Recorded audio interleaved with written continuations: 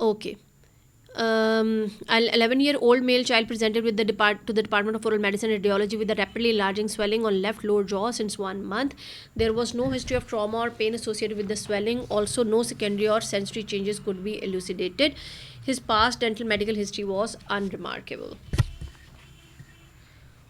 Okay what are the round cell tumour, जो कि मैं आपको पहले भी बता रही थी कि हमने राउंड सेल ट्यूमर जो हैं वो डिस्कस करने हैं. What are the challenges in the diagnosis of Ewing sarcoma.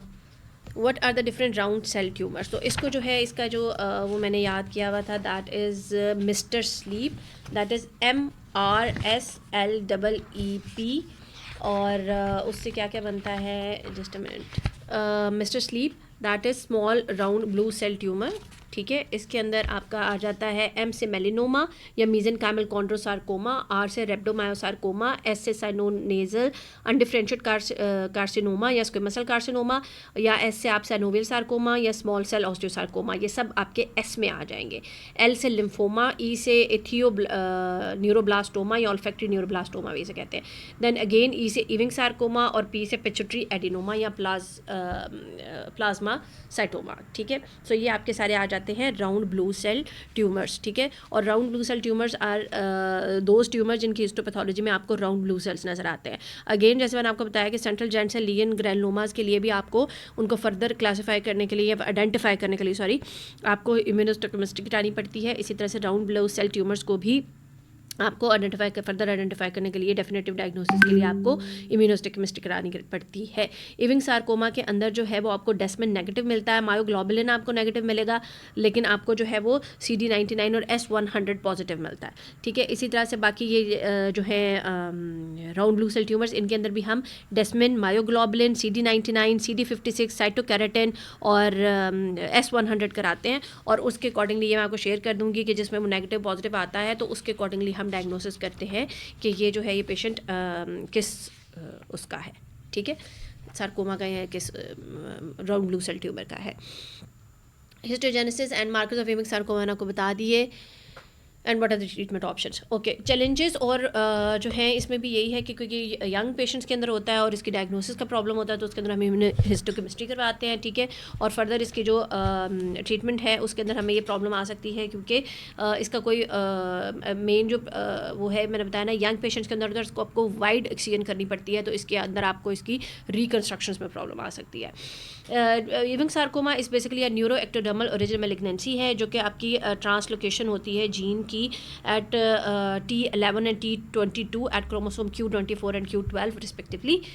ठीक है, पोस्टीरियर मैंडिबल में ज़्यादा होता है. वैसे ये ऑल ओवर द बॉडी इसमें क्लिवेरिया में ज़्यादा होता है और पेल्विक गर्डल में ज़्यादा होता है. 4% सिर्फ हेड एंड नेक एरिया में होता है और वो हमारे इसके पोस्टीरियर मैंडिबल के एरिया में ज़्यादा होता है. ठीक है, एक्स्ट्रा ऑसियस और ऑसियस वेरिएंट दोनों आपके पाए जाते हैं, यानी सॉफ्ट टिश्यू में पाया जाता है और इसके अंदर बोन में भी पाया जाता है. ठीक है, बट मैंडिबल में जो है वो ज़्यादातर आपका पोस्टीरियर मैंडिबल के एरिया में पाया जाता है. ठीक है, मैंने आपको बता दिया पेल्विक गर्डल सार्कोमा इसको कहते हैं क्योंकि ये ज़्यादातर आपके थाई या पेल्विक गर्डल के एरियाज़ में होता है पेशेंट के. ठीक है, इल डिफाइंड रेडियोलुसेंसी आपको रेडियोलॉजिकली नज़र आती है with tooth displacement and root resorption. ठीक है, small round cell malignancy with prominent nuclei plus glycogen granules की वजह से इसके अंदर आप PAS कराते हैं, पीरियोडिक एसिड शिफ्ट, तो वो भी पॉजिटिव आता है. उसके अलावा मैंने आपको डायग्नोसिस बता दिया कि histopathological round blue cell tumour नजर आएंगे और आपने इम्यूनोहिस्टोकेमिस्ट्री करवानी है जिसमें CD99 और S100 पॉजिटिव आते हैं. अलॉन्ग विद अगर आप PCR कराएंगे या फिश कराते हैं तो वो भी उसके अंदर करेक्टरिस्टिक इसकी प्रेजेंटेशन होती है इविंग सार्कोमा की. ठीक है, क्लिनिकली आपको एक्सटेंसिव बोन डिस्ट्रक्शन नज़र आती है. ठीक है, और अनियन स्किन पेरियोस्टियल रिएक्शन नज़र आता है जो कि मैंने आपको बताया था कि आप जब हमने उस पर आई गेस पहले भी एक टोक्स जो है वो गिरीज ऑस्टियोमाइलिटिस का किया था तो उसकी जो है ये DD में नज़र आता है. और इसके साथ पेशेंट को जो है वो फीवर भी हो सकता है क्योंकि वो सार्कोमा है. ठीक है, तो उसके भी कॉन्स्टिट्यूशन सिम्टम्स आते हैं अलॉन्ग विद कभी कभी सुपर आइडेंटिफिकेशन की वजह से ESR भी रेज्ड होता है, तो ये ऑस्टियोमाइलिटिस के साथ इसको आप कन्फ्यूज़ कर सकते हैं. ठीक है, ये आपकी रेगेजी के अंदर लिखा हुआ है. अच्छा, उसके साथ मैंने आपको बताया है कि क्लिनिकल प्रेजेंटेशन में एक्सटेंसिव बोन डिस्ट्रक्शन भी होती है और metastasis to the lungs and bone हो सकता है, ठीक है। तो जो प्रोग्नोसिस जो है इसका वो 5 ईयर सर्वाइवल रेट है, सर्वाइवल रेट 60% है विदाउट मेटास्टेसिस और 30% है विद मेटास्टेसिस टू लंग्स और लिवर, ठीक है। पॉजिटिव प्रोग्नोस्टिक इंडिकेटर है कि जॉ में ज़्यादा बेहतर है as compared to the long bones और यंगर देन 15 ईयर्स ओल्ड के अंदर ज़्यादा बेहतर है और मेटास्टेसिस के साथ डेफिनेटली इसका प्रोग्नोसिस पुअर हो जाता है।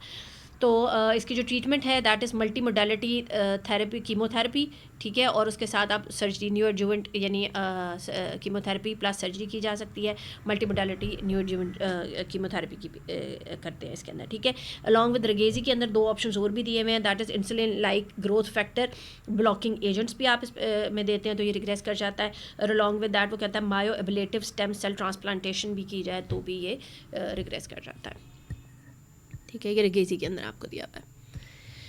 ओके जी, what are different reconstruction options for maxilla according to the Brown's classification.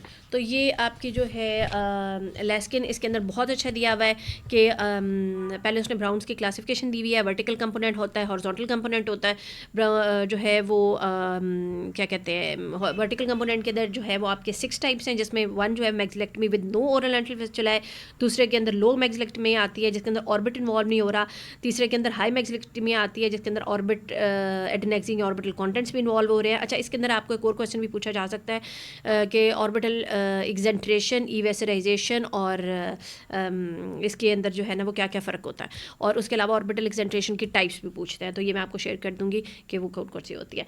अच्छा, फिर उसके बाद टाइप 4 में जो है वो रेडिकल मैक्सिलेक्टमी आ जाती है आपकी। फिर 5 के अंदर जो है वो आपकी आइसोलेटेड मिड फेस होता है लेकिन एब्यूलर कंपोनेंट इन्वॉल्व नहीं होता, यानी ऑर्बिटो मैक्सिलरी डिफेक्ट बनता है। 6 के अंदर जो है वो नेजो मैक्सिलरी डिफेक्ट बनता है, सेंट्रल कंपोनेंट आता है। हॉरिजॉन्टल के अंदर आपके 4 कंपोनेंट 4 टाइप्स हैं, A B C D। जो आपकी वर्टिकल है उसको उसने 1 2 3 कहा है और जो हॉरिजॉन्टल है उसको ABC कहा हुआ है।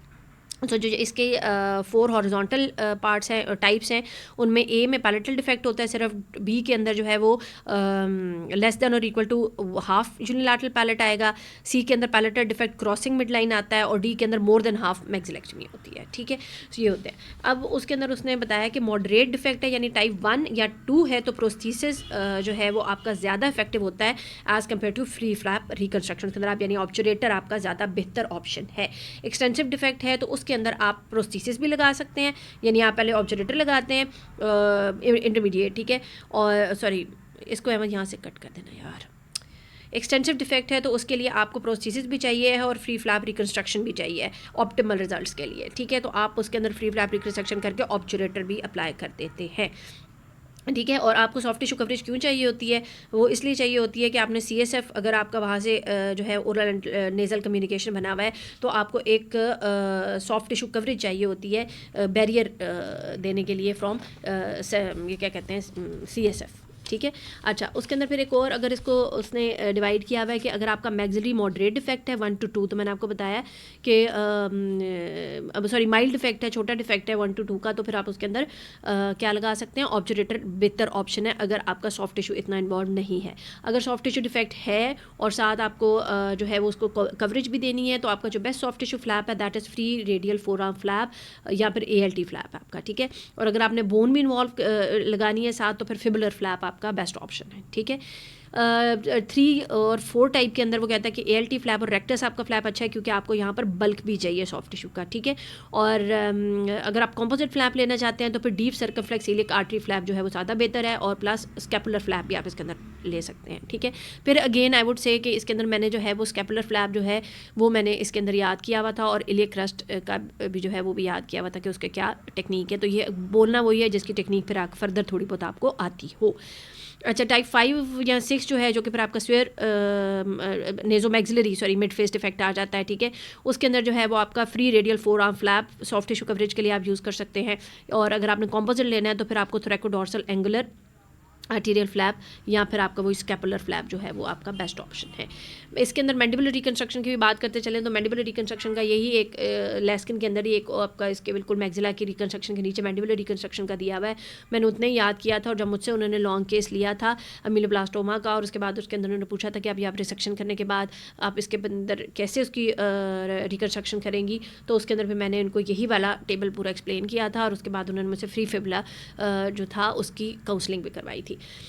सो coming to the mandibular reconstruction, इसके अंदर आपके दो ऑप्शंस हैं। नंबर 1, अगर आपका सॉफ्ट टिश्यू एडिक्वेट है या इनएडिक्वेट है। अगर सॉफ्ट टिश्यू एडिक्वेट है और आपका आपने जो है वो लैटरल डिफेक्ट है आपका, ठीक है, that is less than 9 centimetre in length, तो आप इलियक बोन ग्राफ्ट लगा सकते हैं, रिब ग्राफ्ट लगा सकते हैं।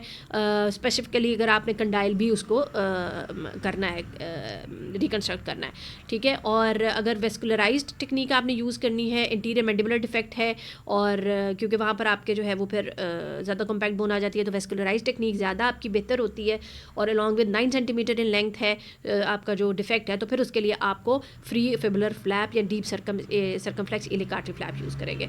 अगर आपका सॉफ्ट टिश्यू इनएडिक्वेट है और आपने जो है वही अगेन आपने non vascularised technique lateral defect के लिए लेस देन 9 सेंटीमीटर यूज़ करनी है, तो आप 2 स्टेप अप्रोच यूज़ करते हैं, जिसमें फर्स्ट स्टेज में आप सॉफ्ट टिश्यू रिकंस्ट्रक्शन करते हैं विद पैक मेजर, और सेकंड स्टेज के अंदर आप 6 मंथ्स के बाद इलिक बोन ग्राफ्ट लगा देते हैं, ठीक है।